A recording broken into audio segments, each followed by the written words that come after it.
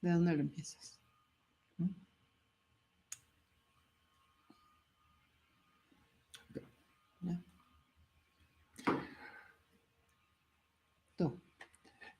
Muy buenas tardes a todos. Nos encontramos felices porque el día de hoy vamos a tener nuestra primera presentación internacional en el contexto no solamente de Shanja Connect, sino también con Naila. Y bueno, pues esta es una historia que se fue desarrollando desde 2019, cuando yo tuve oportunidad de acudir al simposium de investigación de Transplanted Roots, el cual tuvo como sede México y en particular la Universidad de Guanajuato, con el maestro Iván Manzanilla. Fue nuestro grandioso anfitrión junto con el resto de los organizadores de este simposium en Estados Unidos. Y ahí un magnífico programa se desarrolló y que incluyó una presentación muy emotiva y profunda por parte de Jordan, a quien estamos muy agradecidos que nos acompañe el día de hoy para que podamos presentar su trabajo denominado Munus. Y durante la conversación nos explicará un poco de los antecedentes y motivos y la inspiración al respecto. Y antes, bueno, que Amalia lea su semblanza, we would like to very warmly welcome you, Jordan, to this presentation of Munus. We are really excited and thankful for having you here. Thank you so much. I am so honored to be a part of this, and I can't wait to share this piece with you all. Thank you very much. So Jordan, I'm going to introduce you. Thanks a lot. We are very honored to have you with us. Y les voy a platicar un poquito de quién es Jordan. Jordan Curcuruto es una percusionista, compositora, y después de leer When Drummers Were Women de Lane Redmond, ella comenta que aprendió que las mujeres en las civilizaciones antiguas, como Mesopotamia, Nilo y el Valle del Indo, eran consideradas con un alto respeto y honradas por su capacidad de crear vida. Los dioses que ellas veneraban tomaban formas femeninas y las metáforas del nacimiento eran empleadas para explicar las historias de fenómenos naturales, tales como las fases de la luna y la agricultura. Y las mujeres eran responsables de hacer comunión con los dioses y frecuentemente por medios de trances inducidos al interpretar tambores de marco y panderos. Y bueno, y ella nos comenta que las percusiones han sido un acompañamiento de este tipo de ceremonias antiguas, así como un suplemento para la narración de historias. Y la narración de historias y compartir ideas con acompañamientos musicales ha sido universal a lo largo de la historia. Desafortunadamente, las percusiones fueron prohibidas en estas culturas cuando otras civilizaciones impusieron sus propias religiones centradas en el hombre y por medio de intervenciones hostiles. Y las historias de percusiones, de mujeres percusionistas han sido ocultas por muchos años como resultado de esto.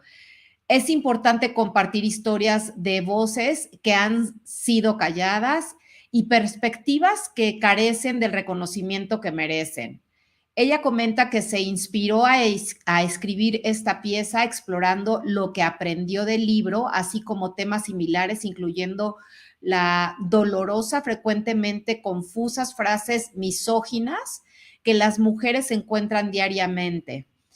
Ella espera recibir el tipo de narrativa de historias que leyó como una forma de emplear música tradicional para convertirse en un medio de creación revolucionaria. Al narrar estas historias, espera ella mostrar el rol integral que las mujeres siempre han tenido en la sociedad como líderes y percusionistas. Y bueno, Jordan Curcuruto es una percusionista especializada en música de percusión en modalidades de solista solista contemporánea y de cámara, percusión hablada y música del mundo. Ha participado como intérprete en Monday Evenings Concerts, Tuesday at Monk Space y Los Ángeles Percussion Quartet y Left Edge Percussion. Jordan es egresada de la primera generación de 8 Blackbird Creative Lab y el ensamble Percussive Art Society International Convention All Star y 3 veces egresada de NIEF North Summer Festival. Ella ha compuesto y presentado un trabajo original en el 2017, que es New Music Gathering, y recientemente presentó este trabajo nuevamente en el 2019, Transplanted Roots International Percussion Symposium. Puede escucharse en CDs de Southern Oregon University, Percussion Ensemble, Electric Rebel Poetry, y en la producción discográfica de 30 de Innova por Mark Applebaum, ¿no? Jordan obtuvo su grado Bachelor in Music en Chapman University con Nick Terry y Justin DeHart, y su Master of Music en el Oregon Center for the Arts at South Oregon University y con Terry Lockshore. Actualmente es catedrática en Fullerton College. Y bueno, la tenemos aquí. Es un honor tenerla y pues, Mar. Bien, pues entonces, como dicen, sin mayor preámbulo, pues iniciamos con la transmisión. Si gustan compartir sus comentarios en el chat mientras ocurre, por favor, háganlo y regresaremos ya para tener una conversación con Jordan respecto a Munus y las preguntas que ustedes también tengan para ella. Muchas gracias e iniciamos.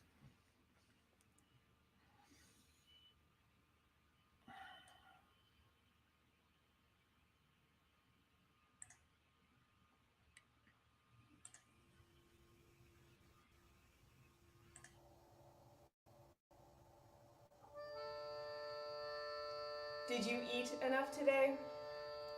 Did you sleep enough? How do you actually take care of yourself? How do you take care of others? Are you selfish? Can you humble yourself enough to learn something new? Are you up for the challenges of today? Are you scared? Did you speak up for others, for yourself? Do you have too much stuff?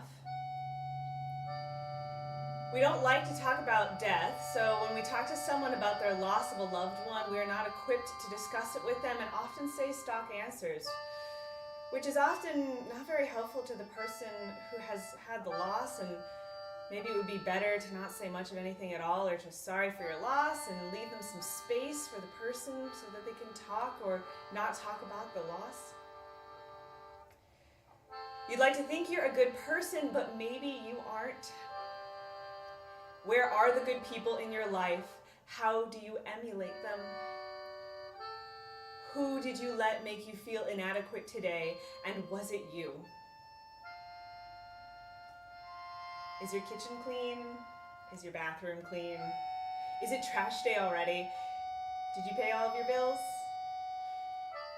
Okay, so you're watching Netflix again and you're on Facebook and you're not practicing, but then when you start to practice, you keep getting distracted and you don't know how to stop being distracted, so how do you even fix that? How sick would I actually be if I eat this whole batch of cookies I just made? How much elastic is too much elastic to be showing before buying new underwear? How much time is actually left to use my phone if it's already at 10%? Does low power mode even really work? Okay, now why did those ads for Fruit of the Loom and Hanes come up on my phone after I talked about buying new underwear? I feel many people within music want to share their art with the rest of the community, but often limit those that could be exposed as they practice and perform mostly within academia. But there are several people who are able to share with the public, and so if there is a way, then how do we do it? New music survives mostly within academia and relies almost solely on those who practice and write new music to come and support their concerts. So it becomes a little elitist and limits those that could be exposed to the music and doesn't leave room for exploration by the rest of the community. So if there is a way to include others, then how do we do it? Are you sharing with others or finding a way to unburden yourself? Are you crying too much? Are you crying enough? How do you support an academic system that does not support you? Are you keeping up with friends? Are you checking in with your family? Are you there enough for the people you love? Are you still keeping something for yourself? Why do you play music? Even though you know better, why do you still care so much about what other people think? Did I already feed the cat? How old are these eggs? How are you feeling today? Are you enough?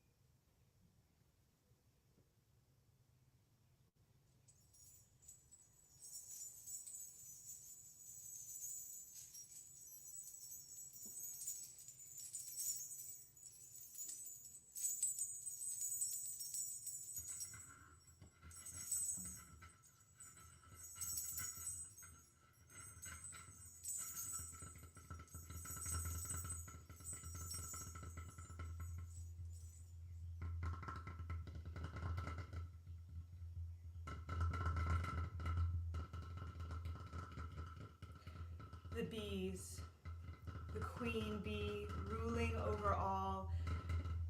She has many partners, many children.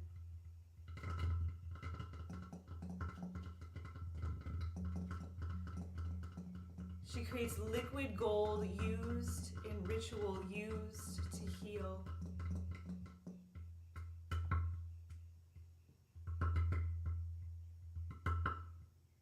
The sacred feline, guardians powerful and wise, often standing sentinel at the gates of a sanctuary. Initiates were ripped apart like paper so that they may be resurrected, reborn.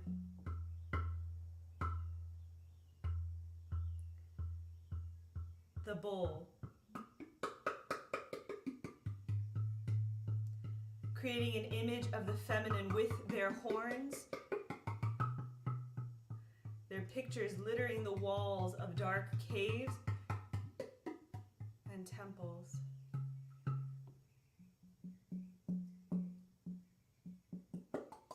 Herds were domesticated for their milk, leaving only one bull.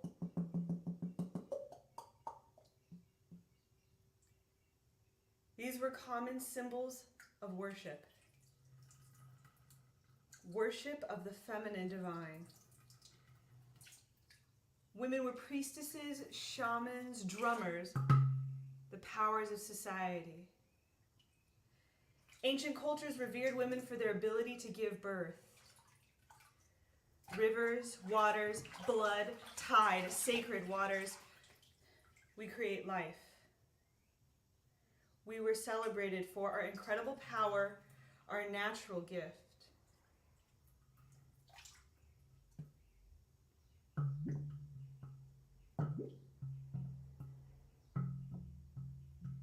Goddesses were created in our image, and our sexuality was celebrated. Drummers were used to help communicate with the goddess. Drummers were used to help priestesses and shamans reach ecstasy. Drummers were women. But these ancient cultures from Sumer, Mesopotamia, Egypt, India were taken over by others. Cultures that revered a storm god. Patriarchal religions, violent people who came to claim land and impose their beliefs. Worship of a storm god is not of the earth or the natural, but of the heavens. Stories changed. Hoofed gods became demons, and felines became beasts. Since drumming had been linked with the feminine, it was banned. No more communicating with the goddess.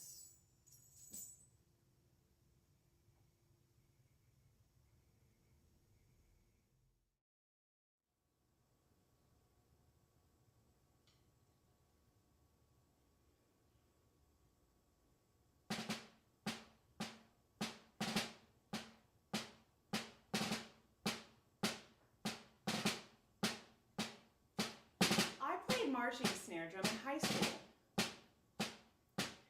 I was one of 4 women in a drum line of 20. 2 of the women played cymbals, and 1 of the women played tenor drums. No one messed with the woman who played tenor drums because she was too masculine. Well, at least that's how one of the other drumline members phrased it to me.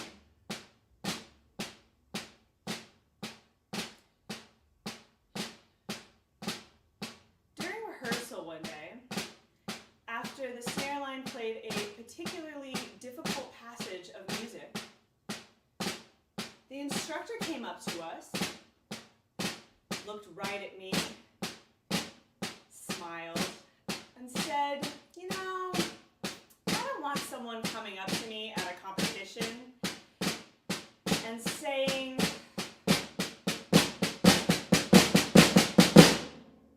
'I'm sorry you have a girl on your snare line.' What does that even mean? And why did he even say that?" The phrase repeated itself in my head for the rest of rehearsal. "I'm sorry you have a girl on your snare line."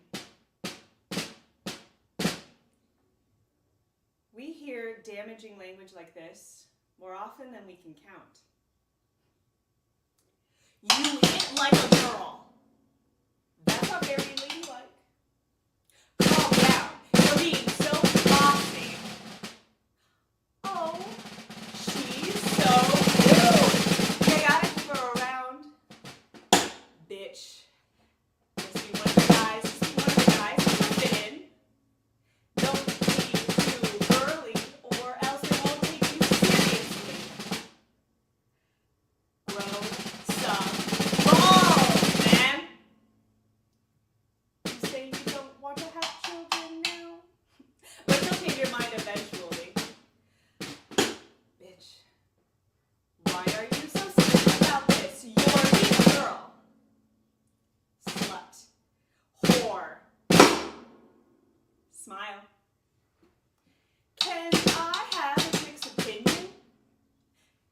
You're such a pussy." Whoa! Is it your time of the month? God, you can be such a bitch sometimes.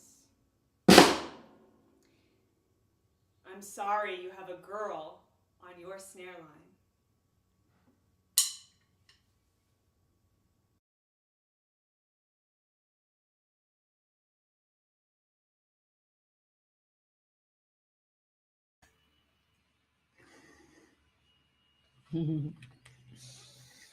Thank you so much, Jordan. It's very moving.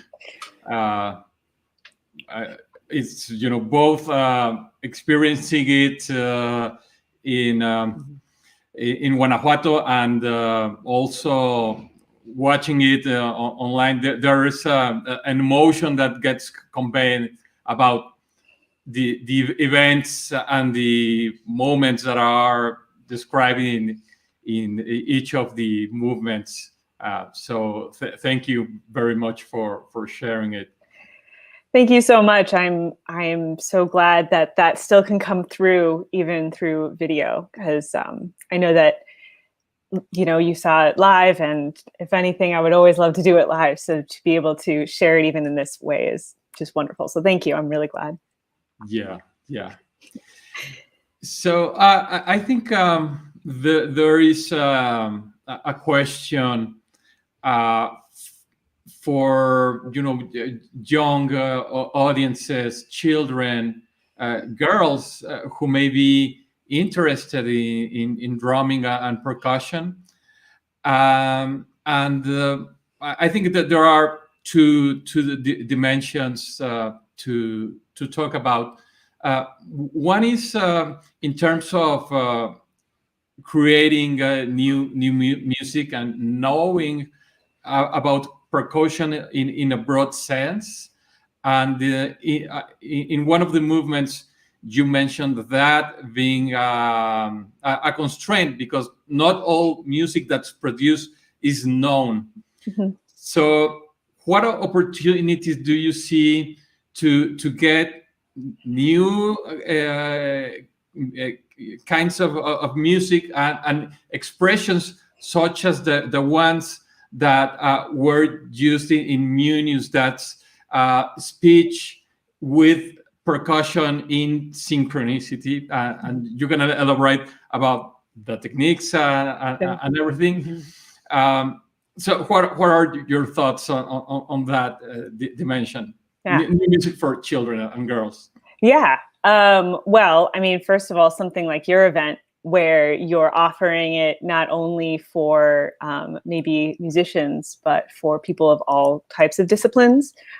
So this whole, the Xianya Connect is a really good example. It's something that often needs to start younger, or else we don't see it as we get older. I do think that there have already been there's been a lot of progress in that area. Having more and more women being in maybe positions of, I don't want to say just power, but in academia, having maybe more visibility. It's easier to see yourself in some kind of position where you're able to play music or produce it. It's easier to see yourself when you have a representation, right? That's for any representation of any kind. So I think we're starting to see that. I think that it's something that I'm still exploring as well, especially as far as reaching a wider audience, or not limiting myself, because I have been a part of that maybe academic circle of I'm playing and performing just for those that are in school. But I think it's finding ways to connect with our community. I do think that something like the pandemic, where we've actually had to keep ourselves away from each other, has made it so that there are all of these really great concerts and performances that are online that are free. So now we have a better way of sharing it, and there isn't that kind of stoppage of, I don't have the funds, or I don't have the ability to go.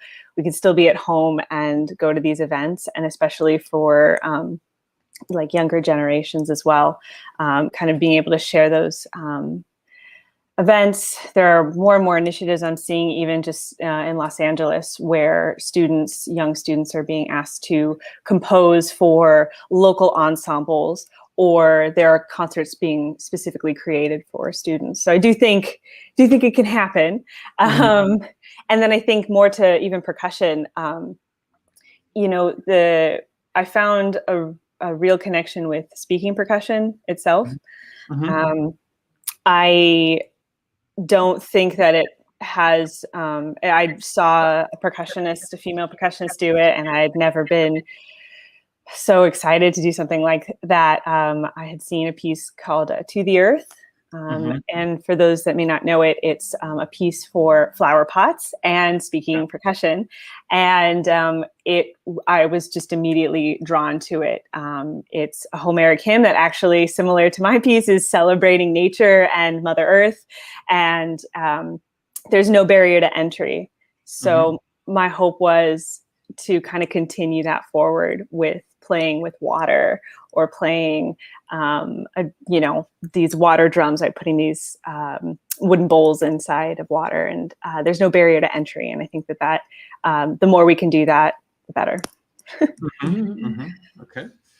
Okay. And I think the other point is with regards to the balance in storytelling and in the connection with the higher spirits. And what I mean by that is, what's your impression with regards to the degree that now drumming, and not specifically in genre, but in general, the role that currently percussion has with connection with spirituality? Do you think we're shifting towards a position in that regards? Yeah, I think when most of maybe the percussion that maybe we see through some like larger organizations has this Western European background. So a lot of times, a lot of that kind of spirituality maybe has been taken away, and it's very classical, or there's maybe some rigidity to it. But that's obviously excluding, just thousands of years of music by other cultures, right? So I think as time goes on, we're finding more and more information out. We're able to share it more and more. So we're understanding cultures, we're understanding music, and specifically percussion, from all these different vantage points that maybe we weren't getting as much before, and this connection, like things like transplanted roots, or things like, PAS kind of expanding, or these kinds of organizations can kind of help bridge that gap. Like I wouldn't have been able to maybe necessarily have met you in the same way, or been a part of something like this. And so I think connecting to other places is really big. Again, I just think I didn't really know about this kind of spirituality, or this musician or female drummers connection, until I read When the Drummers Were Women, which is where a lot of the information for that middle movement come from. And even still, like as I'm still learning, there's like, you could type in any of these goddesses, Cybele or Inanna, or these really ancient ideas, and there's just pictures, and there's all this, these statues of them with drums. And I was just like, oh, I had no idea. It had to come from some of my own exploration, I suppose. But again, that's coming from this Western European idea, where we've excluded a lot of that. We've taken that and we're like, okay, no, this is classical, snare drum or classical timpani, but completely forgetting that it didn't necessarily come from Europe, right? It came from Janissary music. It had this other background. So I think continuing to educate ourselves that way is possibly the way to go. I do see more and more people really embracing that, or that idea of like divinity or music having this divine nature. Totally. I totally think that is coming around. It's pretty hip. Yeah, fantastic. And with regards to expanding the dialogue and the concepts expressed in Munus, at times there are percussionists who may be interested in playing your piece, and as we know, there are connections and similarities in perhaps parts of the stories that you shared. So how do you see the collaboration and perhaps adaptation process of Munus for new performers that want to expand this course? Yeah, what a great question. You know, when I originally set out to write this music, it was a way of processing a lot of some of my internal dialogue and understanding kind of maybe my place within percussion or music or kind of where I was. And so it hadn't occurred to me until maybe 2 performances in of this piece that maybe other people might want to play with it, or that there was a connection. As you mentioned in my bio, I performed at New Music Gathering, and I was fortunate enough to get this platform to present my piece. And it was just the 2 movements with the water and the snare drum. And this last movement was because of Transplanted Roots being given an opportunity there, wanting to add another movement. And I think that it is something that I'm finding a lot of people connect to. I've had some really strong reactions, positive. I mean, also on the other side, but I've had some strong reactions. And I do think it's something that, even though a lot of especially that third movement where it's all phrases that I've heard, or it's my story, I am more than happy to share that or have somebody else perform it. If they feel that connection. I've often thought about, is it something where that first section where I'm talking about a specific story of mine, is that something that somebody else can have their own story kind of worth that, like maybe their own special experience that happened and maybe similar music underneath, and then they can use the same phrases at the end.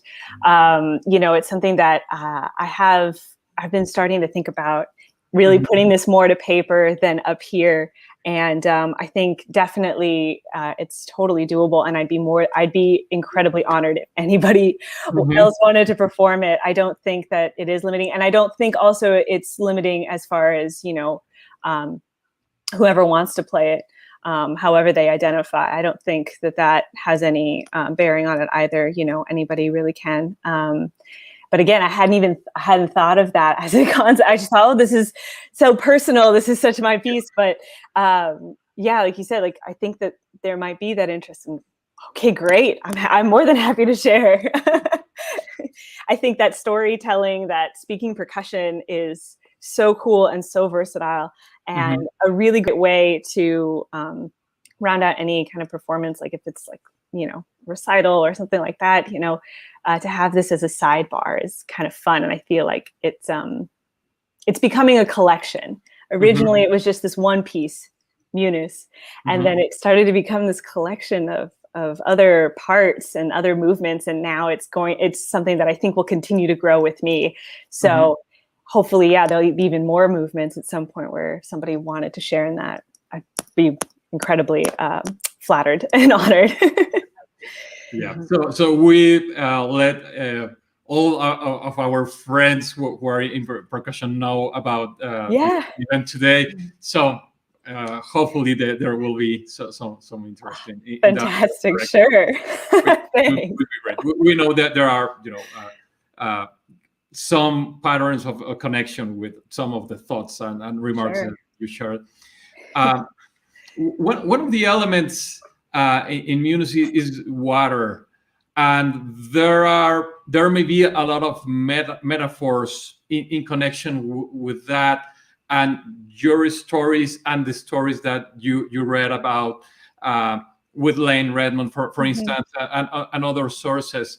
So what's your point of view on the role of this element within Munus? Yeah.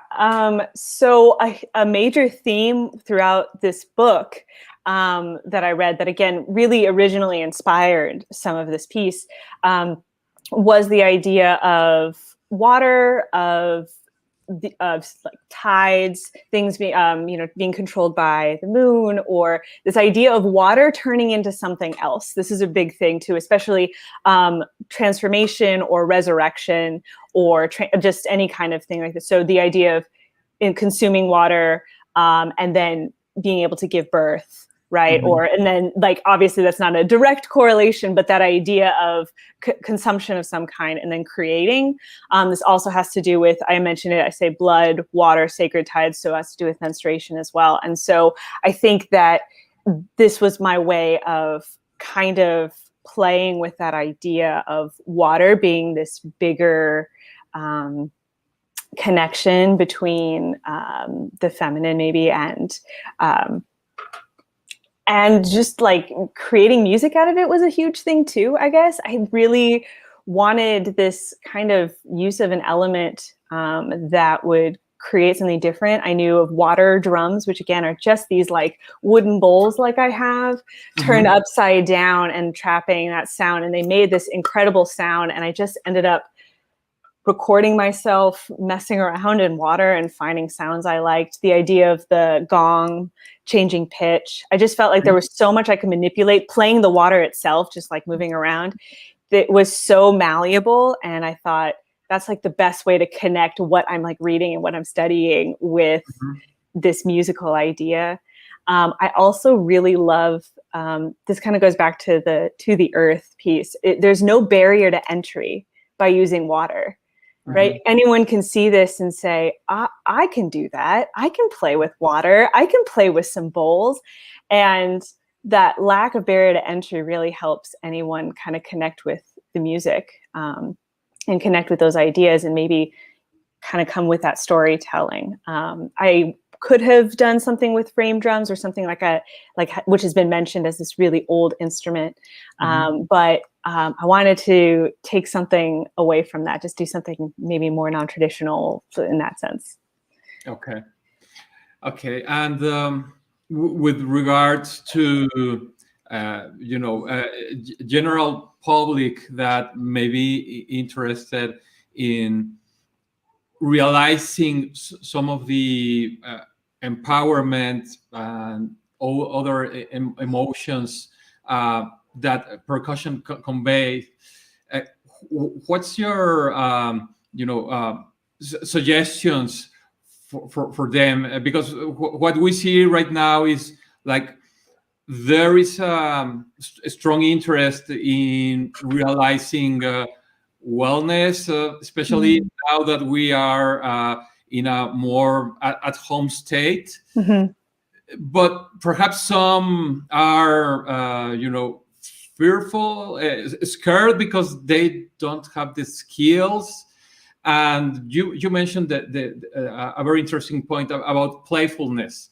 So how could someone start developing their creative spirit through music when they are not a performer or a musician by education? Yeah, I really love that question. I think that, like you said, that playfulness is way more important than I realized because of going to school and you have to learn, these set standards for percussion and you have to do X, Y, and Z. And it wasn't until I felt like I was given permission in a way, and it's not the case at all. But the first kind of piece I wrote was actually because my instructor, Terry Longshore, said, you should apply for this thing. You should write your own piece. And it was so innocuous and it meant so much to have somebody whom I respected say, why don't you just do it? And it was like, oh, I could do it. Like I thought, I'm not going to school for composition. I don't, that's not me. But it was given permission. So I guess first off, I give anyone permission. I feel like we all are giving everyone permission to just try it, to play music, to create, to write that poetry that's in your head, to write it down. All the prose that is in my piece is all from me, either whether it's inspired or not. I've written it, and I think just knowing that you have and you don't need that permission, I guess, but you have that, you can do it. It's within you. Is something that was like a huge gift that I didn't know I needed. So I think especially now, it's so hard to find inspiration sometimes in trying to be creative right now. I've definitely suffered from that. And I know I'm not alone in people feeling like, where am I going to go? What am I going to do? And there's so much that we don't have control of. The goalposts of where this kind of thing is going to end keeps moving. We have nothing. So if there's any way to pause and explore that playfulness, whatever that means, and especially like you said, music, I just think music should be in everyone's life, and playing an instrument is so cool. And again, drums, there's so little barrier to entry to do it is great. And especially obviously found objects. So playing, I have a huge collection of just cake tins down here, just playing with that. And I do think that it can be healing. Like you're saying, you're talking about this wellness, picking up an instrument and having that, because those are easy goals. We just need easy goals for each day to get us through, things you can check off. Did I try and practice? Sure. Yeah, that's great. Did I learn this new song? Great. It's important. It's just as important as anything. I love that. Yeah, you bring that up. I think there's you have the permission. You should just go for it. You should do it. There's no reason not to. More and more of my friends I see are composing themselves, and I think it's amazing. And again, I wouldn't have considered myself a composer, but now I keep playing my peace places. I guess I am. You don't need the title. You just keep doing it. Excellent. So we have a number of comments from the public. Okay. So perhaps we can we can share them. Them. Do you want to keep the sequence? Well, here? Tessa Brickman says, bravo. Hi, Tessa. Fantastic. Also a woman who has been incredibly influential in my understanding of my feminism, actually. I met her in Southern Oregon at Southern University. She's incredible. So thank you, Tessa. That means a lot. Thank you. And we also have here Maria Carrigan. Awesome. Hi, Maria. Very moving, no? Oh, very moving. And then we have Trevor Hall. Thanks. Claps. Thank you. Karen Eugenia also claps. Thank you. Yurino Miyoshi. No? Bravo, strength, and fire. Thanks. Okay, so Yuri, by the way, is actually the percussionist for whom I saw To the Earth for the first time. So thank you, Yuri. That means a heck of a lot. She performed it. I had never seen this before. Blew my mind. So that's really cool. She's here. She saw it. Awesome. Fantastic. And then we have Roger Aldi. Super. Thanks for letting us see you. Thanks. Also, he likes to take credit for being the first person to introduce me to drums. So thanks, Roger.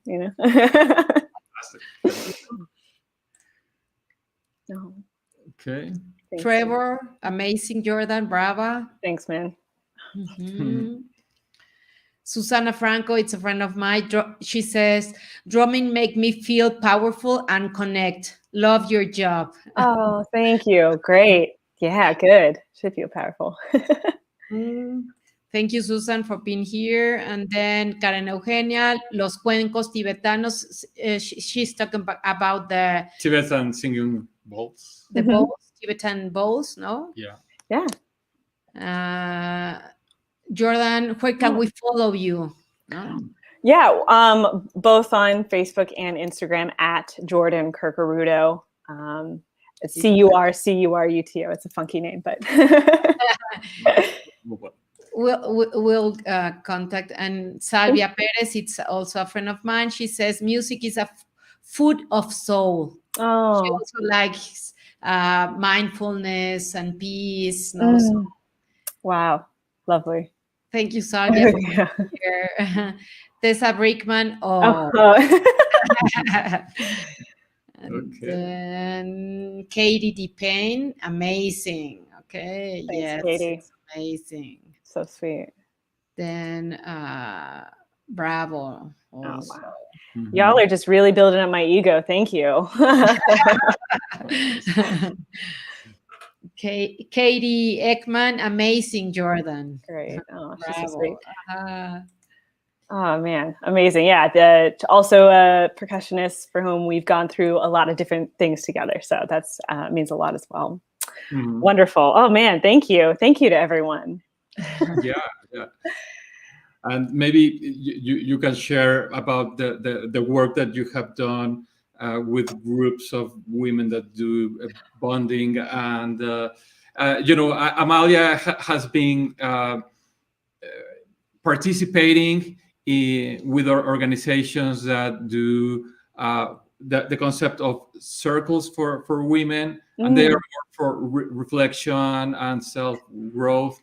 And what are the connections that you see with the overall musical spirit that we are seeing right here? Yeah, well, first of all, the work that we have done is that we see each other in the other woman. So what I see in you, you are me, and I am you.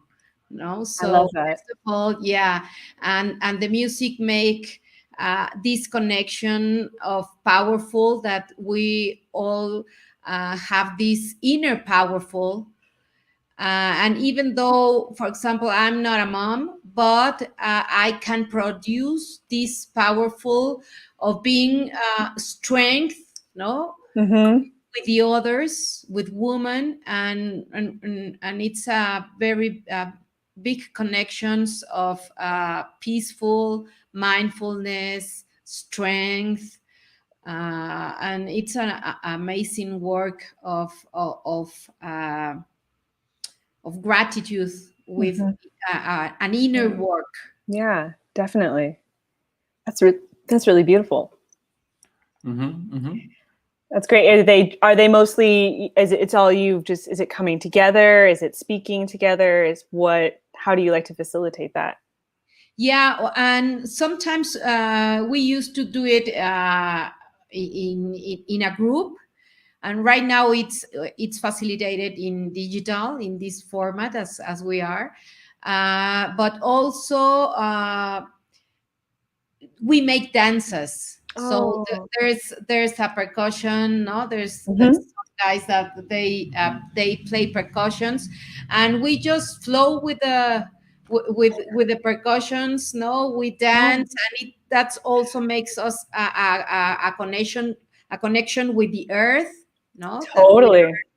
Yeah, that's amazing. Yeah, that's great. Oh my gosh, that's completely, again, what I've seen in my research is that this idea of drumming just being this facilitator, this something that kind of puts you in a trance, right? That was something I kind of mentioned in the piece too. Yeah, you all just go, and I think that's a really beautiful thing that you're kind of creating a space for. So that's very cool. That's very, very cool. Yeah, and this space of creativity, it gives us sometimes it's very energetic, and sometimes it makes you cry, and you don't know why, but you just cry. You know? Yes. And sometimes it's very you feel very energetic, very excited, and sometimes it's very calm. So you can see the all these changes that the music can give to us, but it's that you just feel it, right? You just have to feel it and give this time for you, for your right? Yeah, definitely. I feel you make incredible points that way. I think you're totally right, and I think it can be really difficult to do, and I think it can be really difficult to give yourself that space to do it. So it's very cool that you are, again, creating like this physical space to do it, because those are like questions that I have, like that. The piece, are you crying enough? Are you crying too much? Like, what is that? I know that there's no such thing, but sometimes it's like, are you letting yourself feel? Like you're talking about making it okay to just feel whatever that is, and that can be really difficult, and it doesn't really matter. Vulnerable. You just do what you want to cry, just cry. Yeah, exactly. Just do it. Yeah. You want to laugh. You want to Yeah. It's a part of expression, and it's nothing. It's bad or good. It's right. Just it is. It just is what it is, right? Definitely. Yeah. I love it. Fantastic. Can you share a bit about the projects that you are working on, as in development, and the goals that you are seeing, in the horizon, in the research or performance or composition? So what's in your view right now, Jordan? Yeah, goodness. It's I wish it could be, I could say that it's just, I am 100% excited for everything, and I'm learning to do that, because here in the States, it's obviously a little bit more back and forth as to what we can and can't do. We will be able to have live performances soon, but I know that not everybody feels safe at this point, so I would never push that. So as far as like huge, or big concerts coming up, I don't know what that looks like, but I am open and ready for anything that happens. But on the more positive side, I'm continuing to compose. I'm continuing to look into writing more of my own music. I've just gotten so much feedback, and mostly positive feedback. And so it goes, that's something I can control. That's something, when everything seems like in chaos, the thing I can control is continuing to reflect and compose and write. So hopefully there will be more additions to Munus in the future. Okay. And a big thing I've been focusing on is also how I'm teaching at Fullerton College, and kind of been really focusing on how I connect with my students and how to teach them in a time like this, where maybe they don't have access to everything. Maybe they're not getting the support they need. It's harder when you have to play at home, and home is not the easiest place to practice.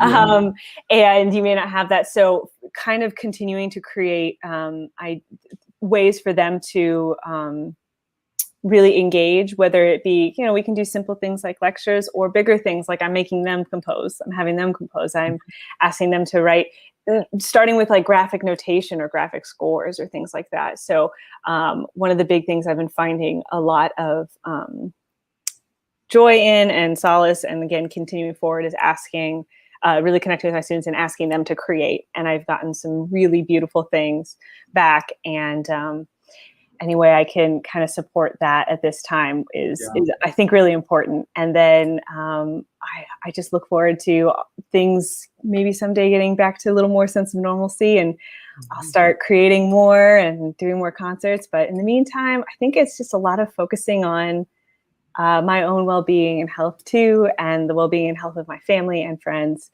and however that looks, whether that means staying away or not, and continuing to support them as well in any way I can. So pretty broad, I know, but hopefully.